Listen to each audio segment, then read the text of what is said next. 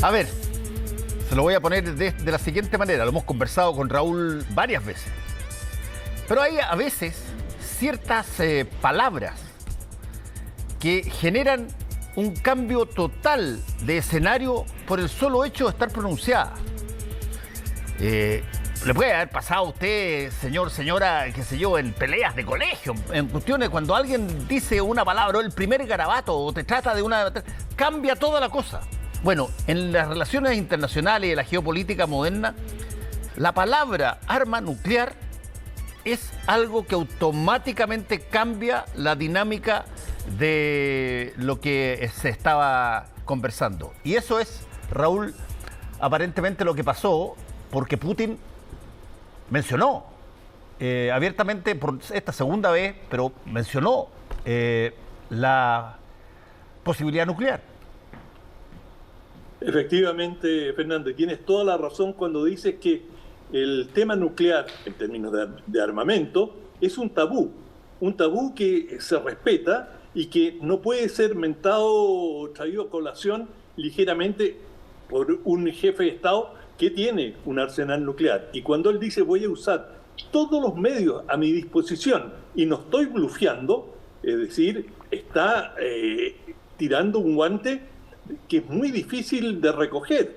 Es decir, si él ha hecho esta amenaza, bueno, si en algún momento el conflicto sigue escalando como está ocurriendo ahora y ingresan tropas ucranianas u otras a su territorio, él ha dicho lo voy a defender con todos los medios a mi alcance. Eso significa, entre otros, armas nucleares. Y quizás esto también está vinculado a lo que decíamos ayer, los referendos que se van a realizar en distintas zonas de Ucrania, y especialmente del Donbass, y que van a ser incorporadas al territorio ruso. Esto a través de unos referendos que realizados en condiciones absolutamente irregulares, con ocupación militar, sin observadores extranjeros, es decir, referendos que tú casi das por sentado, das por sentado que el resultado va a ser queremos la anexión de nuestros territorios a Rusia. Bueno, si esos territorios ya van a ser considerados constitucionalmente en Rusia como parte del territorio ruso, si alguien o alguna fuerza pretende ingresar allí, Putin podría hacer valer su amenaza que va a defender el territorio nacional. Y con estas incorporaciones, estas zonas también son territorio nacional, y hacer recurso a alguna arma nuclear, con toda probabilidad una arma táctica, esto quiere decir en una zona acotada. Pero ya Estados Unidos le ha advertido, y el presidente Biden le ha advertido a Putin, no lo haga, ni lo piense.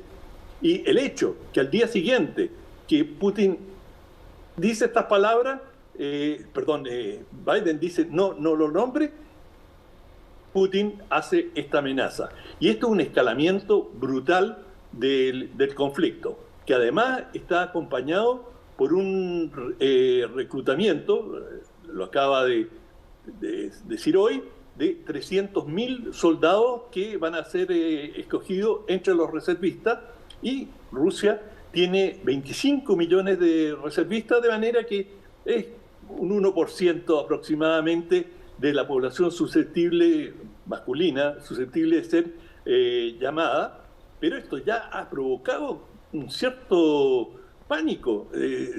Se dan cuenta de un aumento exponencial de viajes de personas, especialmente que están en edad de reclutamiento, de ser reservistas, y que en anticipo a lo que pueda ocurrir tratan de salir ahora, porque también se vio en Ucrania, y una vez que se decretó un reclutamiento masivo, los hombres entre cierta edad ya no podían salir del país.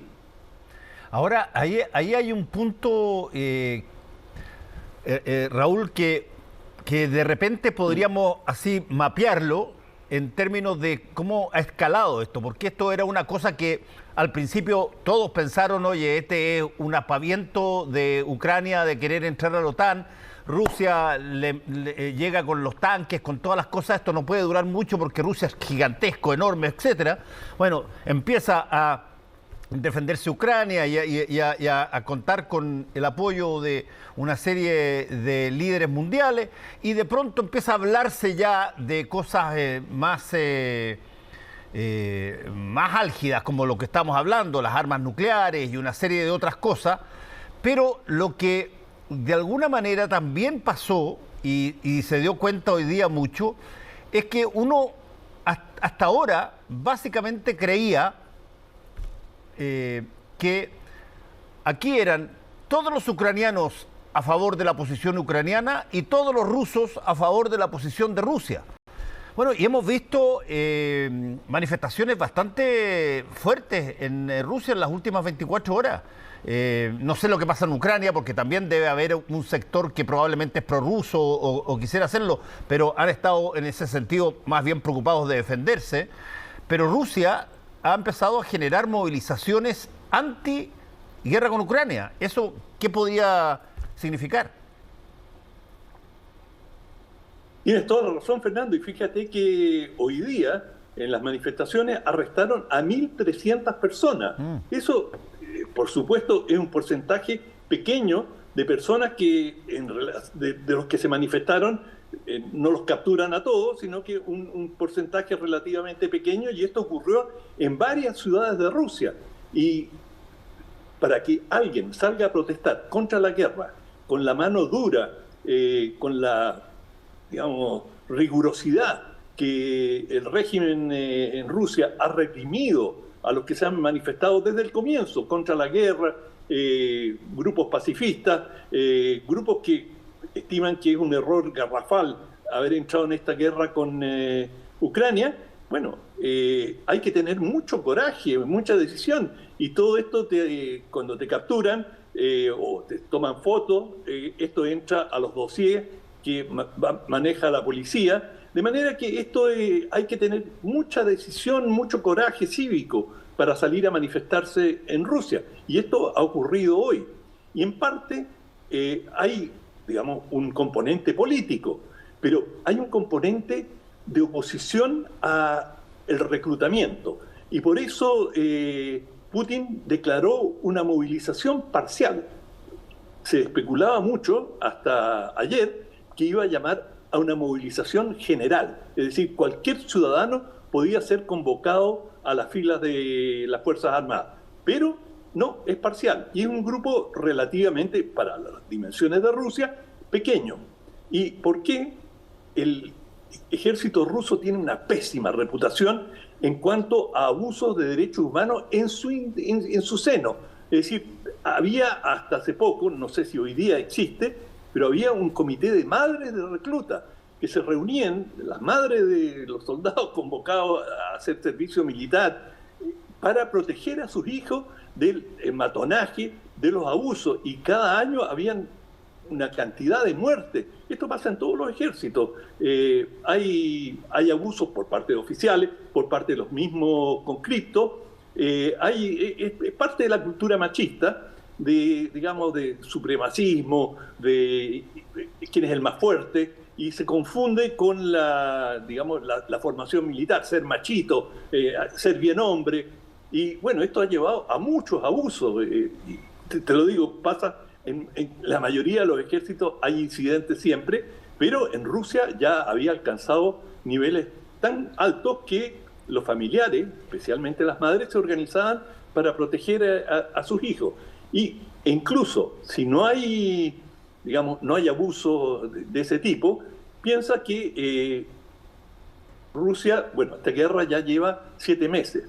Y a los 7 meses, normalmente como límite, los 6 meses tú tienes que hacer rotación de los soldados, sobre todo los que están en frentes de combate, porque el desgaste nervioso, físico, para un soldado es tremendo. O sea, digamos, si estás en el frente, duermes mal, estás constantemente en tensión, tú ves, escuchas los cohetes, los misiles que pasan, y sabes que van a caer en las proximidades, bueno, eso te obliga a correr a los refugios, soportar las descargas de artillería, y bueno, te altera la digestión, te altera el sueño. Entonces el desgaste psicológico, fisiológico que sufren los soldados en los frentes de combate es muy alto, y se estima que después de 6 meses las unidades militares comienzan a decaer, pero de forma significativa en su rendimiento. Es decir, comienzan a cometer más errores, son más imprecisos, producto de esta tensión. Y una de las maneras de resolverlo es sacarlos del frente. Y en parte se entiende que esta movilización de 300.000 soldados que van a ser enviados, no todos a Ucrania, pero muchos de ellos probablemente sí, responde a la necesidad de derrotar las tropas. Y claramente no estaba en los planos del Estado Mayor ruso que este conflicto iba a durar tanto como ha durado y que iba a ser tan violento. Bueno, no tenían previsto que Ucrania iba a recibir una contundente ayuda del exterior y que iba a tener un armamento que con el tiempo es muy superior al que tenían cuando iniciaron el conflicto. Sí, fíjate que es interesante ver la historia en algunos casos, que esperemos que no se repita, pero hay solamente un país que ha lanzado bombas nucleares contra otro, y ese fue Estados Unidos contra Japón. El argumento que yo, conversando con amigos míos gringos, incluso autoridades hace ya algún tiempo, ellos reconocían eso, pero lo que decían era que es cierto, pero las bombas nucleares se usaron para terminar la guerra. El problema con lo que estamos viendo hoy día es que si es que se amenaza y se habla, lo más probable es que no sea para terminar la guerra, sino que sea para probablemente prolongarla y para definirla de otra manera y quizás mucho más brutal. No justifico, por cierto, el lanzamiento de las bombas nucleares contra Hiroshima y Nagasaki, digamos, en la Segunda Guerra Mundial. Pero la defensa que tienen los norteamericanos, los estadounidenses, mucho de ello es que era una cosa que había que hacerla para parar la guerra, porque si no continuaba. Y eso asustó a Alemania, en fin, una serie de cosas que te saben. Pero son justificaciones que se hacen después de usar algo catastrófico. En este caso es una guerra entre Rusia y Ucrania, apoyados cada uno por su lado, pero si es que llegara a aparecer el concepto nuclear en serio, eso estoy convencido, y desmiénteme si que no lo piensas igual, que lejos de terminar las cosas, probablemente las expandan. Bueno, eso estoy totalmente de acuerdo contigo, y considero, yo no suelo hacer juicios sobre los mandatarios de otros países, pero considero que es una irresponsabilidad absoluta por parte de Putin comenzar con estas amenazas. En general se ha entendido que el arma nuclear, que es una desdicha que exista, pero si ya existe, han habido acuerdos de no primer uso, es decir, los distintos países o diversos países se han comprometido a no ser, no son tantos los que tienen armas nucleares, pero a no ser los primeros en usar el arma nuclear. Es decir, la tenemos en nuestro arsenal, pero como último recurso. Es decir, si ya no tenemos nada y nuestra existencia, nuestra mera existencia está en juego, en ese caso la vamos a usar. Y por eso es un tabú, hasta cierto punto, incluso mencionarla. Y esto que Putin ya lo hizo hace algunas semanas, hace algunos meses, que esté golpeándose el pecho y recordando al mundo, miren, tenemos armas nucleares, y que ahora diga, voy a usar todos los recursos que están en nuestro arsenal si somos agredidos directamente en territorio ruso, y con la anexión de estas regiones en el Donbass, que ellos pueden reclamar, digamos, aunque no se lo reconozcan internacionalmente, ellos van a decir, esto es territorio ruso, acá hay población rusa y están nuestras fuerzas armadas, esto no es, ya no es parte de Ucrania. Bueno, si alguien nos ataca aquí o entra en este territorio, nosotros nos sentimos en libertad de incluso utilizar estas armas nucleares. Esa mera declaración ya es una transgresión muy, muy importante. Y sin duda, cualquier esperanza de paz que se discutía, que en fin, Turquía podía interceder, alguna llamado por parte de los chinos en que le aconsejaban a Moscú bajar un poco la intensidad de las acciones y ver la posibilidad de una tregua, de una pausa en los combates. Bueno, todo parece alejarse y hoy día tenemos una escalada muy significativa que tiene, pero muy mala cara, Fernando, muy mala cara. Desgraciadamente, este conflicto, ¿quién se hubiese imaginado que iba a durar 7 meses y que ahora ya estamos hablando de cómo van a sobrevivir en el invierno? Sí, es verdad. Bueno, estaremos atentos y seguiremos viendo esta situación como lo hemos venido haciendo, Raúl. Gracias. Chao, hasta mañana. Chao.